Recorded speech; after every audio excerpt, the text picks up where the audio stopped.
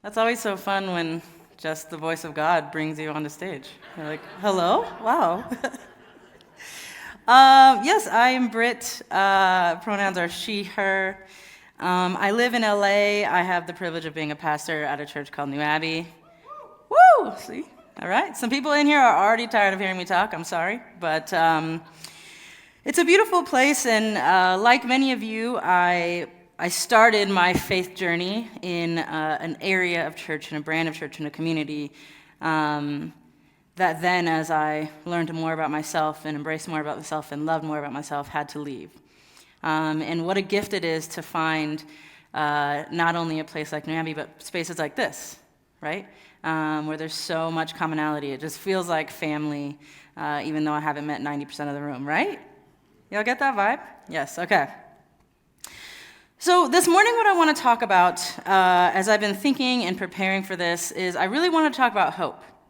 I want to talk about hope because I feel like we're in a season of the world where hope feels just a little bit harder to come by. Can anyone relate to that? It just feels like, where is the hope? And I've gone on this long journey with hope because when I was younger or earlier in my life, I really thought that hope was something that just happens organically, like it just happens to you. You wake up one day, you feel hopeful, good. You wake up one day, you don't, hope for better the next day. But there was no way to control it. And the older I've gotten and the more life I've lived, I realized that maybe hope isn't something that just happens to you. Maybe hope is something that has to be cultivated. It has to be practiced. And so I've been on this journey of trying to figure out how to practice that. And I want to talk about that this morning and have a conversation about hope because if you're like me and you're looking around at the world, we need it. So last year, I spent a lot of time in the book of Exodus, right? Nerd alert, just kidding. But I spent a lot of time in the book of Exodus, and it's just a special book, and it's such an incredible book. It's sort of the backbone of the Old Testament, and there was this one line in this big story that stuck out to me, and at first I just kind of breezed past it, and then I was like, why was that in there? And so before I tell you the story, I want to tell you something that we say all the time in our church that I just believe. We say all the time, we take the Bible seriously, not literally, right? The Bible has incredible wisdom for us, endless wisdom, but you have to take it seriously. We're not taking it literally. And so an example of that is something like the book of Exodus. The book of Exodus is all this story about fighting pharaohs and these empires, but if you notice, none of the pharaohs in Exodus are named. They never name any of the pharaohs. And I believe that's because we're supposed to take it seriously. We're supposed to name our own pharaohs, okay? We're not supposed to say, oh, that pharaoh, that name did a bad thing. We're supposed to look at these stories of oppression and empire and be able to find ourselves in the story and take it seriously, okay? So that is the context of understanding Scripture and the way I read the Bible. And so I'm in the book of Exodus, and I'm reading the story, and it gets to the point, the good part, where Moses is walking everybody out. And by the way, if you're like, oh, I haven't read the book of Exodus in a while, but I don't really want to read my Bible, I would invite you to watch The Prince of Egypt. It's all there. They do a really good job. So there's this part in the book of Exodus where Moses is walking the people to freedom, and there's just this one line, and it says, and he was carrying Joseph's bones with him. I remember thinking like, oh, weird, but okay, it's fine. And I was like, well, why was he carrying someone's bones out of Egypt? And then I read, and then I find out that earlier in Scripture, Joseph says, he has a line there that says, and when God comes to your aid, and you walk to the promised land, and you walk to freedom, take my bones with you. Okay, so just go with me for a minute. So you have Joseph. Joseph is sold into slavery by his brothers. He goes and works in an oppressive system under a pharaoh. He works his way up, but he knows what's coming. He knows that his people are going to be oppressed under this system. And then not only that, he also knows and trusts and believes that his people will not be oppressed under this oppressive system forever, under this empire forever. He knows that they will be free one day. And he says, when God comes to your aid and when you become free, take my bones with you. And then we have this beautiful moment in Exodus. They don't even talk about it. That is all that is mentioned, where Moses is walking out carrying Joseph's bones. Again, we're taking this seriously, not literally. And what does that mean? I understand this on a deep level because it is not without the people who came before us that believed and pleaded and prayed and went to God on our behalf for freedom we experience now. We don't walk in the freedoms we have without them, right? So to put it practically, in my embodiment, in my experience, there is no me without Bayard Rustin. There is no me without Audre Lorde. There's no me without Fannie Lou Hamer. There's no me without Medgar Evers. There's no me without Claudette Colvin. There's no me without all the people who, before I even existed, said, I am going to plead and believe on God's behalf. I'm going to believe in the freedom that you're going to walk into and experience. And so as I walk through the world, I'm not just walking through the world. I'm carrying the bones. I'm standing on the shoulders of all the people who believe that I would walk where I'm walking now, right? I know it's early. I'm 5 minutes in, but we're gonna do some stuff, okay? So that's incredibly important to understand. It is incredibly important to understand that we are not just these lone rangers floating in the universe, but that we are interwoven into a beautiful fabric of humanity, a lot of that fabric of which believed and pleaded to God on our behalf that we would be standing where we stand now. And I say that because one of the things that has a lot of folks I know in my life feeling hopeless is there is a sense that it is me against the world. It's not you against the world. It's you and every single person who fought for you to be here and who believed in you and believes in the freedom that is for you, you have experienced and you will experience. And that changes things. That doesn't change every circumstance of our lives, but that's a reminder that we're not just out here floating on this rock all by ourselves. But that we have we are not the first people, we are not the last people. And our connection to that is incredibly important. So I want to talk this morning about three things, three ways that we can cultivate hope. Why? Because you can take the girl out of the evangelical megachurch, but you cannot take the 3-point sermon out of the girl. Try as you might. I'm still coming with 3 points, and they might start with the same letter, okay? They don't today, but there's still time. There's still time. But the first thing I think that we have to do to cultivate hope is remember. We have to remember. I know there's a big push and move to understanding what it means to be present and to being in the present moment, and yes, and we have to remember what's happened before. We have to remember the people who have come before. We have to remember the shoulders we stand on, the bones we carry, the people who believed in the world that we live in now. We have to remember the truth of the story of transformation. We have to remember the truth of the story of resurrection. If we look at something like the resurrection, right, this is sort of the crux of our narrative and our story. This is the transformation of Jesus. And again, we're taking this seriously, right? I think all the time about the resurrection, and I don't like to get caught up in the details. I go to a church and I'm in circles where everyone's deconstructing their faith, and they're like, is it literal? Is it mythical? Is it a story? Is it metaphor? I know that it's true. And here's what I mean by that. I have experienced joy after pain. I have had nights that I thought would never end, and then the sun came up. I've had days that I didn't think I would get through, and then I had them. I have experienced freedom after oppression. I have experienced freedom after fear. I have experienced love after a loss. Resurrection is the truest thing I know because I've lived it every single day, right? So when we take something like the resurrection seriously, when we take this transformation seriously, we understand it in a different way because I'm looking at a room of people. Every single person in this room has made it through the hardest day they've ever had, and you should give yourselves a round of applause for that, okay? Most people in this room probably know what it feels like to have a night that you don't think is going to end, and then the sun came up. We know what it means to experience resurrection. We have to take that seriously. We have to remember that that is possible. We have to remember that that is a key narrative in our scripture. As a side note, we all follow a Jesus who said, listen, to become all that I need to become, to do all that I need to do, to show and share all that I need to share, I need to go through this experience. I need to go through this transformation. I need to have my body go through this transformation. I need to start as one thing. I need to come out as another. And by the way, on the other side of my transformation, if you really want to know if I'm that girl, if you really want to know who I am, then you can touch my scars. And I'm just saying, if you think our trans siblings aren't involved in some ancient and holy work, then I would just encourage you to re-engage with your scripture. Because there's something anciently magical about that. What was I going to say after that? Yeah. And, and another thing. So, we have to remember, we have to connect ourselves and ground ourselves in a reality that it's not just us. It's not us against the world. We have people whose shoulders we're standing on, and that should be incredibly important to us. The second thing we need to do after we remember is imagine. Imagine. Octavia Butler says this. She says, all justice work is fiction writing. Meaning, someone just made something up. We have all these wild ideas of how these justice, someone literally said, what if these people were free? That's like just a made up, you're just making it up, okay? When Dr. King was talking about, I have a vision where little black kids and little white kids on a playground, that was fiction writing. You're imagining a world that doesn't exist. Fiction writing isn't just for Marvel. It isn't just what if there was a god of thunder and he rode a hammer and he came down and Jeff Goldblum was there. No.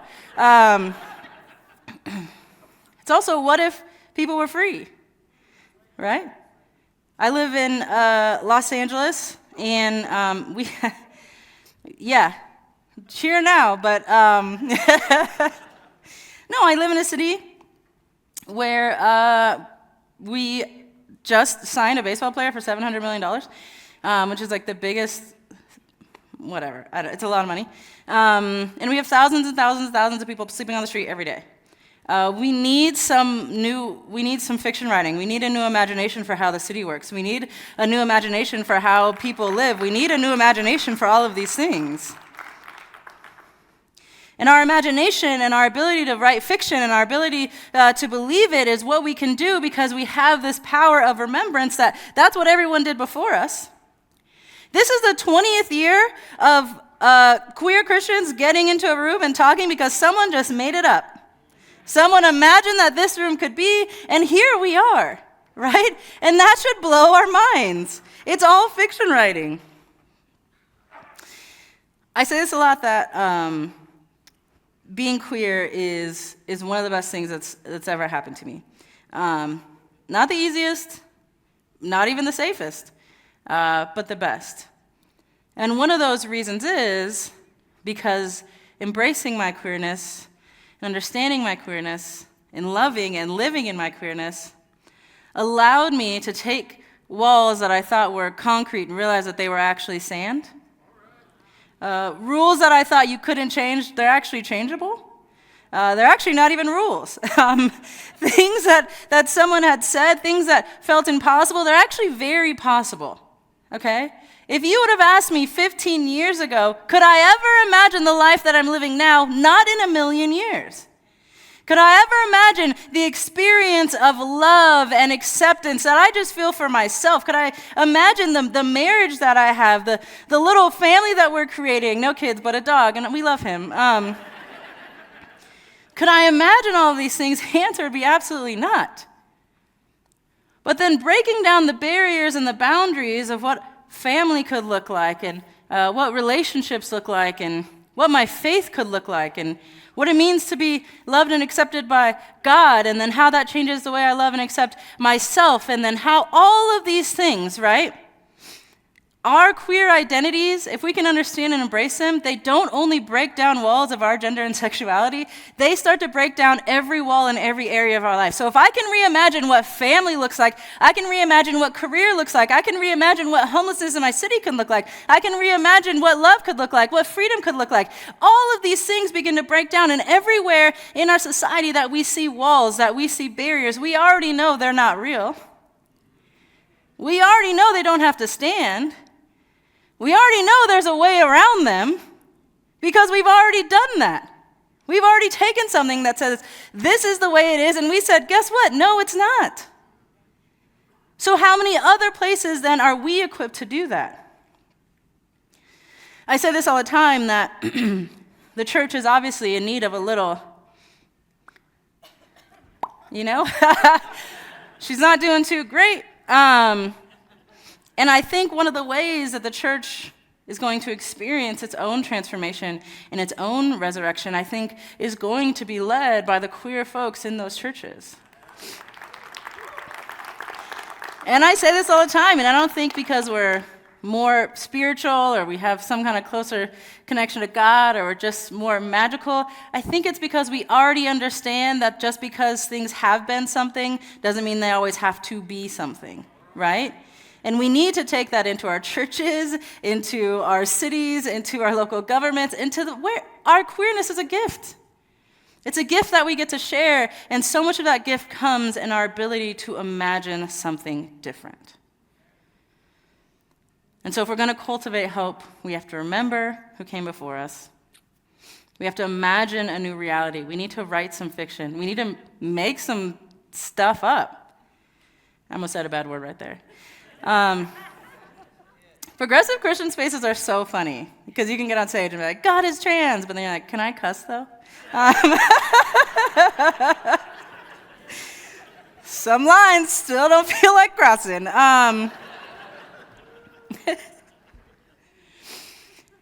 So let your mind go. What's the world that you want to see? What's the church you want to see? What's the city you want to see? Stop believing that these walls and these rules are real. Create the community you want to create. Live the life you want to live. See the change you want to see. And the third thing we have to do in cultivating hope is we have to act. We got to do something. Armed with the people whose shoulders we're standing on and the imagination for something, then we have to act on it. So I grew up in this brand of Christianity that I would describe as like having a codependent relationship with God. So a fully codependent relationship with God, meaning if there's something I wanted to see in the world, I don't have to do anything, baby. I just have to raise my hands during worship and be like, peace for all, and be like, yeah, God will do it. That's my only part was to just trust that God will do it all. God will do everything, and I don't have a role in that. My only role is to cheer God on, you got this, thank you. You're doing amazing. Maybe a little more freedom over here, but can't complain. And then in the beginning of my sort of deconstruction and reimagining of my faith, I kind of swung all the other way, which is just independence. Which is actually, no, it's all me. It's not all God, it's all me. I'm the only one, and I need to do it, and I need to get it done, and I am the one that's in charge, and I'm the only one that's going to act, and we need to do it, and we can do it right now, and God is obviously absent because what is going on, right?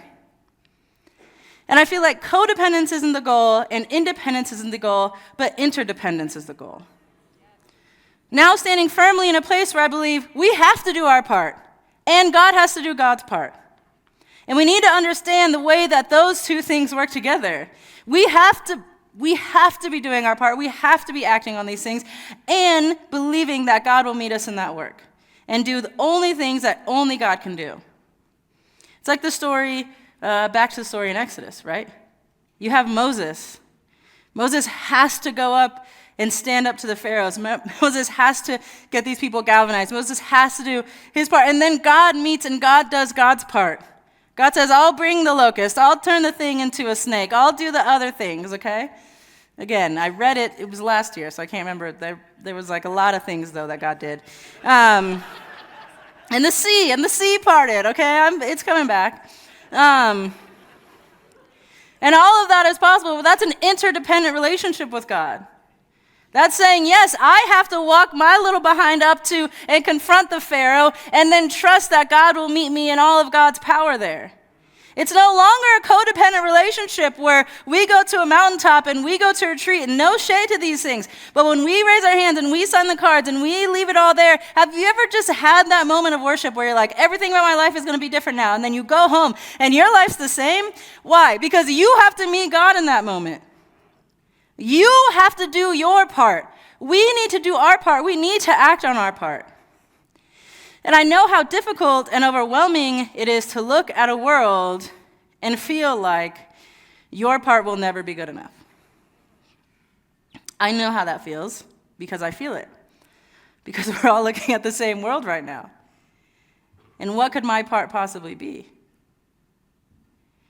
And this is the sobering reminder and truth that continues to give me hope. When Joseph asked and believed in the freedom for his people, he already knew he wasn't going to live to see it. He already knew, take my bones. He didn't say like, yeah, raise me up, I'm going to be there leading the way. He already knew he wasn't going to live to see it. And so it's been said, and I believe, that our job in this earth is to plant seeds for trees we'll never sit under, right? You heard this? To plant seeds for trees we'll never sit under. Meaning that we do work now, not because we are going to see every single benefit of it, because the oppression is going to end in our lifetime, because the freedom is going to be seen in our lifetime, because the systems are going to change, because the empires are going to fall in our lifetime. No, we do it because we are part of a fabric of humanity that is going towards freedom. Remember, Dr. King said the arc of the moral universe is long, but it bends towards justice. But it's long, baby. It's longer than us. And I know that doesn't sound immediately hopeful, but I find a lot of hope in it when I take the reality off of my shoulders of I need to do everything, and if I can't do it, and if I can't solve the entire problem, and if I can't free the entire people, and if I can't change the entire system, then I'll just do nothing because that's the only option. No. The reality of the importance of being someone who waters a tree that was planted before me, plants some seeds, waters them, and doesn't get to see the full fruit of it, but believes that as long as humanity keeps doing our part and God keeps meeting us and doing God's part, that these empires will fall, that this freedom will be found, that systems will change, that these things will happen. But I don't have the right to get to see it. I don't know that I'll get to see it or not, but that doesn't stop me from participating. That doesn't stop me from being in a long, long line of people who experienced and fought and did things, and they couldn't even. Can you think about the people who could never imagine this room, but yet they continued to do their part because they knew that God would meet them and do God's part?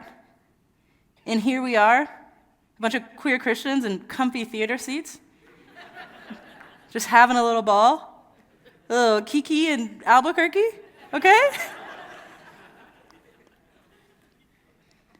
there are people who hid. There are people who fought, people who died, believing for this kind of freedom. And I say that not without mentioning that there are people in this room who are fighting and believing for freedoms we still don't have. Because these people went before us doesn't mean that now this is the promised land. This is a version of the freedom that they fought for, and there's still more freedoms to get. I don't need to get started. We all know what freedoms we need, okay? We don't have the time. But there's still a lot we need to do. And we may not see it all. And I don't even mean that to be discouraging. I mean that to be hopeful. Take some of the weight off, that if you can't free an entire country of people, then you do nothing? What kind of sense does that make? Do what you can do. You have to do your part and trust that God will meet you and do God's part. I don't care how small your part feels. There's no small parts, only small actors. That was it didn't even make sense, but I know that's a quote from something.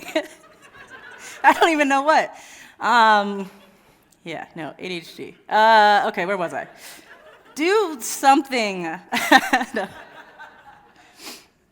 But I think about this all the time, and part of the reason I even wanted to talk about hope this morning is because like I said, I live in a city where every day I drive by people who don't have a house, who don't have a roof, basic things to live.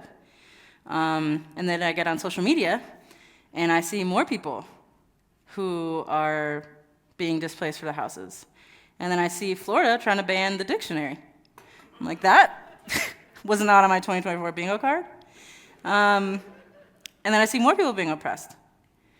And then I just watch the Golden Globes, and I see really bad, stupid jokes. It's just, there's too many things. How many, and I just get overwhelmed, and I start to think I can't fix the opening monologue of the Golden Globes. All I could try. I took my hand at a few of those jokes. I can't fix my own city. I can't fix what's happening in Palestine. I don't even feel like I could fully understand it. How am I going to fix it? I can't fix what's going on in my wife's family. I can't fix what's happening. And because I can't fix all of these things, it puts me into this extreme paralysis where I don't do anything. And I just doom scroll. Because I'm like, well, if I already can't fix those things, let me just find more wrong things. TikTok don't let me down.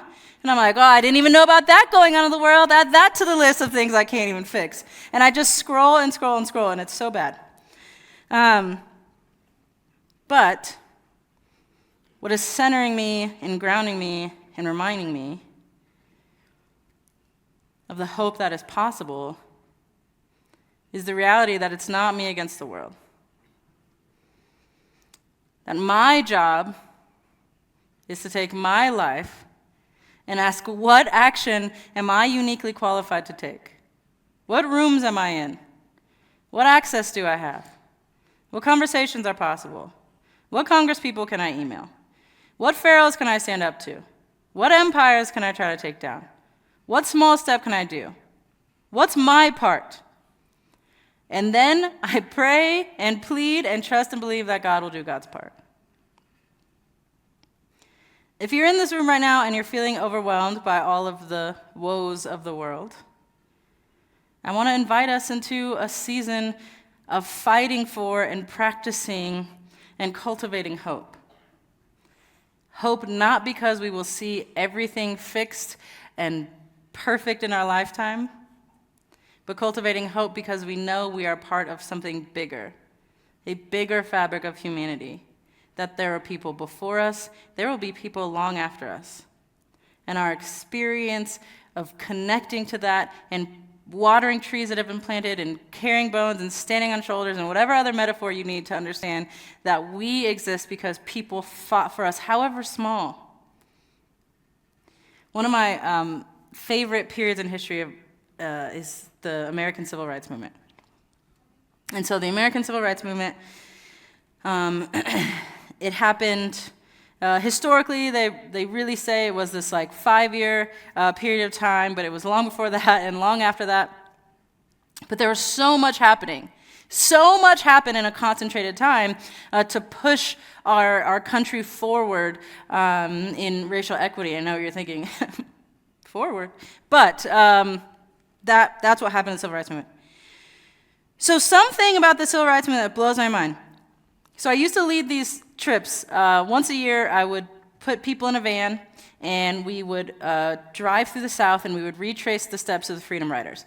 And in every city we went to, we would visit historic sites, museums, and then we would interview people who were there. Because the thing about the Civil Rights Movement is, one, these people aren't old, and two, everyone in the South had an experience in the Civil Rights Movement. And so the person who runs the restaurant in Alabama, the woman just who we saw walking on the corner in Selma, all of these things, everyone has an experience of the Civil Rights Movement. So we got to talk to hundreds of people over all these years of leading these trips.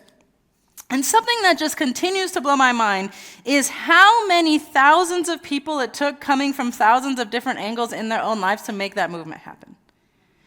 Something that's frustrating to me is I spoke at a high school not too long ago, and these two kids were arguing, and I was there because they were doing some kind of like Black History thing, and these two students were arguing who was more effective, Martin Luther King or Malcolm X. And so they're like, well, he did this, and they're like, Miss, I love when just kids, that's just what they call you. They're like, Miss, what do you think? And I said, oh, yeah. And the question of who is more impactful, Dr. King or Malcolm X, the answer is yes. The answer is just yes.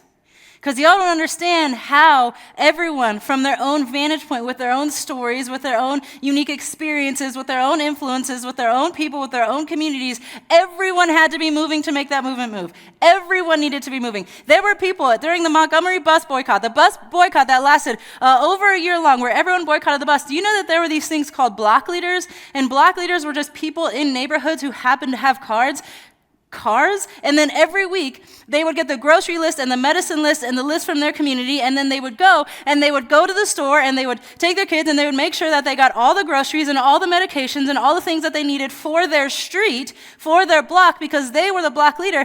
And that is a way that the Montgomery bus boycott kept moving. We don't know their names, we don't know all their stories, we don't know all the things that happened, we don't even know how many of them are, but that is what it took to make that movement move. So lest we think we need to be a Rosa Parks, we need to be Dr. King, we need to be Malcolm X, we need to get that out of our heads, and we need to start doing what we can do for our block. We need to start doing what we can do for our communities.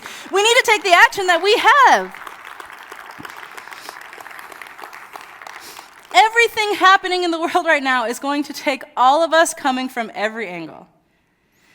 That doesn't mean it's going to take our whole life, everything we have. For some of us it might, for some of us it won't. For some of us it will be emails, blogs, going to your school board meetings, I don't know. But there are people marching in the streets, there are people getting medicine for their neighbors, and it took all of those people to make a movement move. So when we think about the action that we need to take, before you get on Instagram and TikTok and doom scroll, I would just invite you to take a look and say, what resources do I have? What experience do I have? Who's my community? And what action can I take?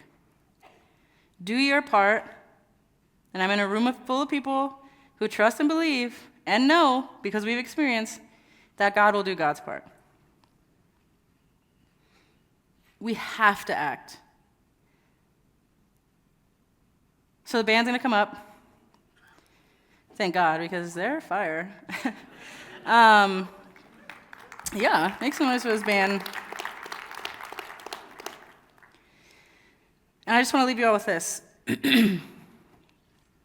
It's not us against the world. The beauty of living in this fabric of humanity is that we get to carry those bones with us. That you could all sit and think right now of the list of people who you wouldn't be here without them. And that's beautiful.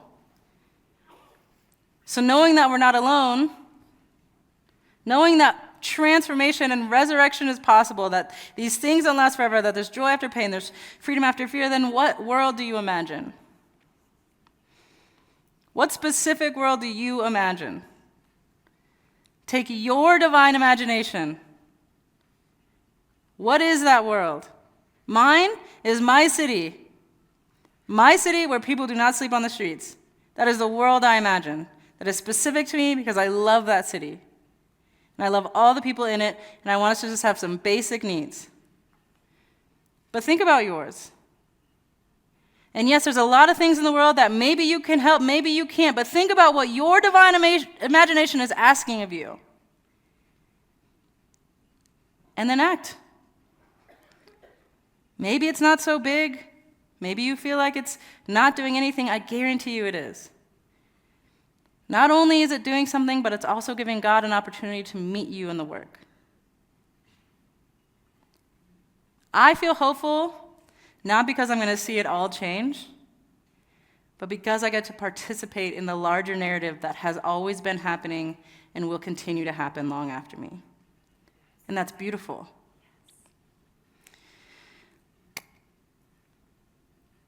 Everyone who's in here from New Abbey knows, like, this is where she's going to give an awkward ending because I never know how to end. Cheers. Thank you.